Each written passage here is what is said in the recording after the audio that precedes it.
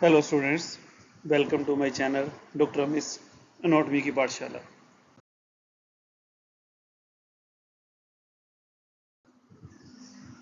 Today we will do the histology, general histo कर रहे हैं हम tissues of the body part 2. In this we will do the glandular tissue. So इस lecture में इस video में हम मेनली ग्लैंड्स के बारे में बात करेंगे students. The general histo of gland. We'll do the general histo of gland. So first of all, what is gland? Glands organized from specialized secretory epithelial cells that leave the surface from where they develops and penetrate into underlying connective tissue to form the basal lamina। इसका मतलब क्या हो students? इसका मतलब है अगर मैं epithelium की बात करूं, जो मेरा फर्स्ट लेक्चर है उसमें आप देख सकते हो लाइक दिस एपिथेलियम है, कोई भी एपिथेलियम हो सकती है, different types of the epithelium you know. Then what is gland? कहीं भी ग्लैंड का ओरिजिन कहाँ से है? It is from epithelium, it is specialise epithelial cell. So epithelial cell जो होंगे, कुछ स्पेशलाइज एपिथेलियल सेल्स होंगे जो एपिथेलियम से डिप डाउन करेंगे, दैट मीन्स वो एपिथेलियम से इनवेजिनेट कर जाएंगे, डाउनवर्ड हैं ये एपिथेलियल सेल्स, लेकिन ये डाउनवर्ड इनवेजिनेट कर जाएंगे लाइक दिस, डाउनवर्ड इनवेजिनेट करेंगे और ये स्पेशलाइज फंक्शन करेंगे, उसको हम एपिथेलियम बोलते हैं। सो उसको हम ग्लैंड बोलते हैं। So what is gland? Gland is the specialised epithelium, it is specialised epithelium which will perform special function. So like this students, हुआ क्या? एपिथेलियम इनवेजिनेट हुई, उससे ग्लैंड बनी। अब इससे जब ये ग्लैंड बनी तो ग्लैंड यू कैन अप्रिशिएट दो तरह की हो सकती है, या तो लाइक दिस जो हमने बनाई है, इसमें क्या है, ग्लैंड एपिथेलियम से कम्युनिकेट कर रही है through ducts. So this is duct, this is secretory part. Otherwise क्या हो सकता है ये एपिथेलियम को यहाँ से छोड़ दे, दैट मीन्स ये it will leave the epithelium, तो ग्लैंड क्या करेगी, अलग ही बनेगी। सो अलग ग्लैंड बनेगी और ये अलग अपने एसाइनी वगैरह बनाएंगे। So they don't have any direct contact with epithelium, epithelium से कोई डायरेक्ट कॉन्टैक्ट नहीं है। So they don't have duct. ये हम आगे क्लासिफिकेशन करेंगे दो तरह की gland. So gland is the group of cells, so group of cells which synthesize specialized substance कौन से हो सकते हैं students? Hormones, sweat gland sweat स्क्रीट करती हैं, स्लाइवरी ग्लैंड से म्यूकस, एंजाइम्स, कहीं कहीं कुछ बुक्स बोलती हैं कुछ ग्लैंड्स जो हैं वो फैट भी स्क्रीट करती हैं। The glands are under control of hormone and nervous control. ये सारे एमसीक्यू क्वेश्चंस हैं। नो, हमने किया ग्लैंड, तो ग्लैंड मेजरली टू टाइप्स की होती हैं, दीज आर एंडोक्राइन और एक्सोक्राइन, अदरवाइज थ्री टाइप्स की होती है, थर्ड भी कराऊंगा। So glands are of three type, otherwise इनकी क्लासिफिकेशन अलग अलग है, हम नेक्स्ट करेंगे। These are depends on of their ducts, जो हमने अभी बात की थी, एपिथेलियम से अगर कनेक्ट है डक्ट के थ्रू तो this will be the endocrine. या मैं स्टूडेंट उसी साइड ड्रॉ करता हूँ ताकि आपको इजी हो रिमेंबर करने को। अगर इनवेजिनेशन ऑफ एंडोथेलियम से ग्लैंड बनी और ये एपिथेलियम से इनवेजिनेशन ऑफ एपिथेलियम से ग्लैंड बनी और एपिथेलियम से कनेक्टेड है तो डक्ट है, तो दीज आर एक्सोक्राइन। तो ग्लैंड तो इनवेजिनेशन से ही बनेगी लेकिन कोई डक्टल कॉन्टैक्ट नहीं है उसका एपिथेलियम से, तो these are endocrine. Endo means अंदर, दैट मीन्स इनकी स्क्रीशन अंदर से अंदर ही रहेगी। अंदर से अंदर कैसे जाएगी स्क्रीशन? टारगेट ऑर्गन्स तक through blood stream, blood vessels होंगी उनके थ्रू जाएगी। एक्सो मीन्स बाहर, सो इनकी स्क्रीशन बाहर आने के लिए डक्ट का यूज करती है, this is exocrine. So exocrine, again exocrine की टाइप्स करें, these are unicellular and multicellular. Unicellular is goblet cell, multicellular again दो तरह की होती है students, secretory portion and ductal portion. तो अभी अगर हम इसी डायग्राम की बात करें, हमने बोला है मल्टी सेलुलर लाइक दिस, तो इसके दो पार्ट होंगे, ductal portion and the secretory portion. Then the goblet cells are mucus secretory, इनका काम है म्यूकस क्रीशन करना, अगली स्लाइड में हम करेंगे। Third are the paracrine glands. Para means around, crine means secretion. So the secretion of these glands remain locally and it affect surroundings. Main example is enteroendocrine glands or the cells in GIT. That means students, endocrine gland की secretion को blood stream तक पहुंचने के लिए blood की ही जरूरत हुई, vessels के थ्रू जाएगी। एक्सोक्राइन को ब्लड स्ट्रीम तक पहुंचने के लिए डक्ट्स की जरूरत हुई, लेकिन पैराक्राइन को ब्लड स्ट्रीम तक जाना ही नहीं है, ये अपने ही अराउंड जो सेल्स हैं उन्हीं तक जाएगी। अगर एक्सोक्राइन ग्लैंड की बात करें, हमने बोला these are ducts, gland with duct, these are multicellular and unicellular. Unicellular हमने कर ली, नेक्स्ट स्लाइड में उसको एक्सप्लेन भी करेंगे। मल्टी सेलुलर की आगे टाइप्स होती हैं, वी हैव सिंपल और compound, tubular, acinar, alveolar. Then we have serous, mucus and mixed type of the glands and merocrine, apocrine, holocrine. इनके बारे में हम थोड़ा थोड़ा सबके बारे में डिस्कस करेंगे। First of all the endocrine glands. अभी हमने बात की endocrine glands, first glands. So endocrine glands are the ductless glands. Ductless glands, endo means अंदर, तो इनकी सिक्रीशन अंदर से अंदर जाएगी। इनकी सिक्रीशन डायरेक्ट ब्लड में पोर होती है, तो their secretion will directly poured in the blood without ducts. It is important. Endocrine gland की सिक्रीशन को हम बोलते हैं hormones. So hormones are secretions of endocrine glands. Example thyroid, thyroid gland, then we have the pituitary gland and adrenal or suprarenal glands. These are endocrine glands. So exocrine glands, exocrine glands are the glands with ducts. तो इनकी secretion पहले students duct में पोर होगी, then duct के बाद ये blood stream को या टारगेट ऑर्गन को जाएगी। All salivary glands are our exocrine gland. For example अगर आप डायग्राम में देखिए, this is salivary gland, this is parotid. तो पैरोटिड की जो सिक्रीशन है पहले इसके डक्ट में सिक्रीट होगी, यहाँ आएगी, फिर ये ओरल कैविटी तक पहुंचेगी। सेम सब लिंगुअल, सब मैंडिबुलर ग्लैंड्स, इनकी भी सिक्रीशन पहले अपने अपने डक्ट में जाएगी, फिर ओरल कैविटी में जाके ओपन होंगे इनके ducts. So like this, these are ductal gland and example is salivary glands.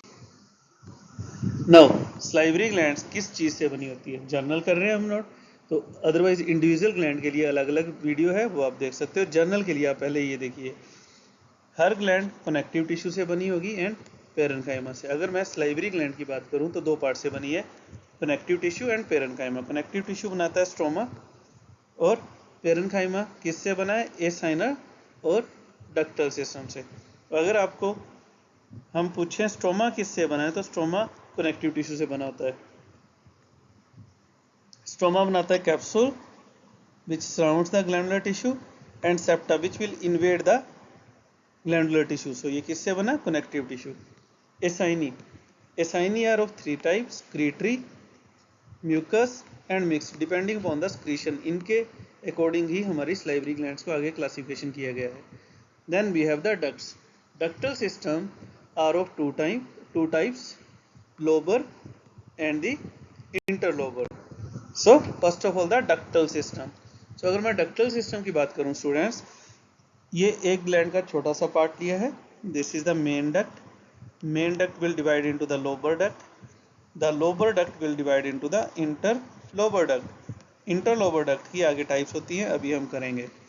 So first of all we have the lobar duct, then we have the interlobar duct. So lobe के अंदर के ducts. Interlobar duct are of two type, these are intercalated duct and striated duct. So intercalated duct and striated duct. So students, अगर आप इस चीज को grep की तरह माने, जैसे ग्रेप होता है तो लाइक दिस एसाइनी होता है ग्लैंड का, जहाँ से सिक्रीशन आएगी, तो एसाइनी के अंदर के duct are striated duct and intercalated duct, then they will open into the interlobar duct. Again this duct will open into the lower duct which will open into the main duct and then it will enter to the blood stream, secretion from the glands. So ductal system के बारे में देखें, हमने बोला intercalated duct. Intercalated duct एसाइनी का duct है, छोटे duct होते हैं साइनी के, इनकी एपिथेलियम होती है cuboidal epithelium. So intercalated duct को स्टूडेंट्स जब आप ड्रा करते हो तो you will draw the cuboidal epithelium. मेरी फर्स्ट वीडियो देखिए, उसमें मैंने आपको एपिथेलियम ड्रा करनी सिखाई है, how to draw the epithelium. I think आपको आती होगी। So this is intercalated duct. Second is the striated duct. Striated duct को अगर आप ड्रा करोगे, it is the actually connection between intercalated duct and interlobar duct. You can appreciate intercalated open होंगे striated में। striated duct को जब हम draw करते हैं तो इनकी एपिथेलियम इज कोल्यूमनर। फर्स्ट वाले की स्टूडेंट्स क्यूबाइडल थी, इसकी कोल्यूमनर है। सो कॉलम लाइक एपिथेलियम होगी। आई थिंक आपको आती है ये भी ड्रा करने। So this is columnar epithelium. Next we have the, and these are mainly in serous gland. Mucous gland में striated duct are absent mostly. Then interlobar, now you can appreciate striated is opening into the interlobar duct. Interlobar duct is columnar or pseudostratified. Pseudostratified हो सकता है ये। So these are like this. Then we have the last are the lobar duct. Intercalated is opening into the lobar duct, and lobar duct are stratified columnar or stratified cuboidal epithelium. So अगर आप इस जो मैंने draw की है epithelium, यहाँ से students थोड़ा सा अप्रिशिएट करने की कोशिश करें तो जो सबसे अंदर डक्ट थे दोज वर इंटरकैलेटेड, उनकी एपिथेलियम सबसे छोटी है। फिर जैसे जैसे ऊपर जाते हैं एपिथेलियम एनलार्ज होनी शुरू हो जाती है बिकॉज ऑफ दिस क्रीशन। ये अपनी क्रीशन को पोर करेंगे स्टूडेंट्स, यहाँ ये पोर करेंगे यहाँ, देन यहाँ, लाइक दिस डक्टल ग्लैंड या स्लाइवरी ग्लैंड्स ऐसे वर्कआउट करती है। Then what is goblet cell? Goblet cell हमने बोला है यूनिसेलुलर सेल्स हैं। Unicellular means single. So unicellular glands are the glands which are formed by single cell. That means अगर बाकी लेयर जो है वो एपिथेलियम की मान लो, these are non-secretory, we know epithelium is non-secretory। Epithelium में एक कोई secretory सेल आ जाएगा। हमने बोला था secretory cells are the glandular cell. So single cell are the cell which are present in the secretory cell which is present in non-secretory cell. So सारे non-secretory cell थे, उनके बीच में एक secretory cell होगा, that is known as the unicellular gland, and that is goblet cell. So goblet cell are arranged among the epithelium of GIT and respiratory tract. So this is the example. कहाँ होते हैं? GIT and respiratory। इनका काम है mucin secrete करना, जो protective layer करता है। एपिथेलियम के ऊपर एक लेयर बना देता है प्रोटेक्टिव लेयर, इनका म्यूसिन। देन इनकी shape, this is important, here you can appreciate this thing. So shape होती है इनकी like goblet. What is goblet? Drinking glass जिसका फुट एंड स्टेम होगा, drinking glass with foot and stem. इसकी shape की speciality, the base is thin, and the apical part is broad. So these are the goblet cell. So यहाँ देखिए आप, base is thin and the apical part is broad. This is apex, this one is base, and it contains all the organelles. So mainly it is present in the epithelium of GIT and respiratory tract. The cytoplasm is on upper side and it will push the nucleus to the basal side, toward the base. So nucleus is toward the base. तो जब आप इसको students draw करते हो, आप इसे ऐसे draw करते हो, लाइक दिस। हिस्टो पेंसिल से ड्रा करना है, ऑलवेज आपको हिस्टो पेंसिल से ड्रा करनी है। You know the colours, otherwise आप पिंक कलर से ड्रा करोगे। Nucleus toward the base and you will draw this cell empty. इसमें कोई कलर नहीं करोगे बिकॉज इसकी म्यूसिन सिक्रीशन जो है वो during formation of our slide wash out हो जाती है। नेक्स्ट इज दी एज पर other classification we have multicellular exocrine glands. These are merocrine, apocrine and holocrine. So तीन तरह की आ गई, मीरोक्राइन, apocrine and holocrine. Miro means secretion जब होगी तो इसमें फर्स्ट वाली देखिए, स्क्रीशन जब हो रही है, दीज आर द स्क्रीशंस, ये एक्सोसाइटोसिस से बाहर जाएगी, सेल का कोई भी पार्ट लॉस नहीं होगा। This is exocytosis. I think you know the exocytosis. So exocytosis excretion will release without losing any cell. Apo A. Apo means the apical part of the cell will lost with this excretion. Hollow. Hollow means full. The whole cell. Here you can see. The on maturing, the cell will die and the secretion will come out. So पूरे का पूरा cell ही इसमें die हो जाएगा।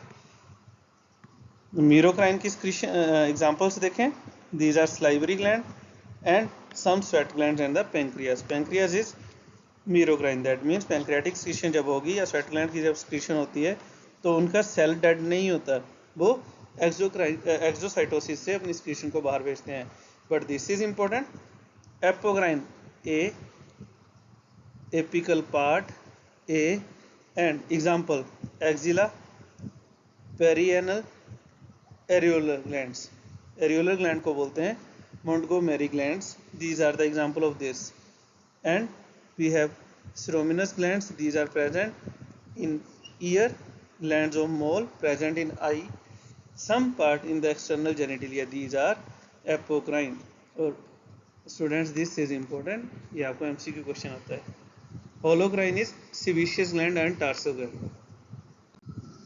Now based on the nature of secretion we have three types. First of all we should know what is acyni.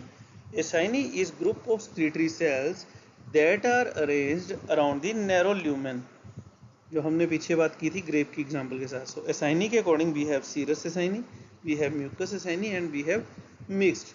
Serous acyni serous secretion करेंगे। How to draw? Round or oval? You should use these color, histogram, round or oval, and these are triangular or pyramidal in shape. The apex is narrow, the base is broad, and the nucleus is round, dark toward the base. Round, dark toward the base. The cells are dark in color. You can appreciate dark in color. Pink colour में आपको shade करने हैं। The apical part जो मैं अभी shade कर रहा हूँ is more dark because of the secretions which are known as zymogen. इसकी वजह से जब हम बाकी शेड करते हैं तो हमें ऐसे लगता है बेजल पार्ट लाइट कलर में है, तो इसीलिए इसको बाइफेजल बोलते हैं। अगर बच्चों स्टूडेंट्स हम म्यूकस की बात करें, mucus acini, mucus acini are columnar in shape and their nucleus is flat toward the base. और आपको इसमें कोई पिंक कलर नहीं करना है बिकॉज म्यूकस की secretion जो होती है वो ड्यूरिंग स्टेनिंग पैराफिन की वजह से वॉश आउट हो जाती है। Then you should appreciate one thing, that this is the lumen, this one is the lumen, here this one is the lumen. Lumen of serous acyni is small, lumen of mucous acyni is large. These are the differences between the acyni. Then we have mixed. एक यहाँ पे term पढ़ोगे आप, these are serous demilume. ये वाली चीज appreciate करो। What are the serous demilume? I think you can appreciate this acyni. Colour इसका लाइट है, that means these are mucous acyni. So जब mucous acyni होते हैं like this, mucous acyni जो होते हैं इनके टुवर्ड एक कैप लाइक स्ट्रक्चर हो जाता है सीरस एसाइनी का। म्यूकस एसाइनी की किसी एक साइड पे कैप लाइक स्ट्रक्चर होगा, सीरस एसाइनी का same dark centrally place nucleus. This is known as serous demilune. So serous demilune is cap like structure present in relation to mucus acini. इसका function क्या हुआ students? Mucus की secretion होगी, mucosal secretion होगी, that is thick. So secretion को यहाँ से duct तक जाने के लिए सीरस स्क्रीशन साथ आती है and they will mix, then they can pass easily. नहीं, next is the based on the shape of secretory unit. These are, अब यूनिट कैसे था, हमने बोला था 2 यूनिट होंगे। अगर मैं ये द्वारा ड्रा करूं, ऊपर एपिथेलियम है, इसका डक्टल सिस्टम हमने बात कर ली, देन स्क्रीटरी। अब स्क्रीटरी की शेप के अकॉर्डिंग अलग अलग ग्लैंड्स होती हैं। These are tubular, acinar and the alveolar. Tubular students नाम बता रहा है ट्यूब की तरह, you can appreciate this, epithelium डोर्नोपोडाई, tubular. Then we have acinar, ductal system, and this one the acini. Acini is grape like. So ductal system and acini जो अभी तक हम डिस्कस कर रहे थे। तो हमारे पास जो ट्यूबुलर होते हैं, best example is gastric glands. Gastric epithelium में जो ग्लैंड्स होती हैं, these are tubular gland, these are crypts of लिवर गॉन्ड्स।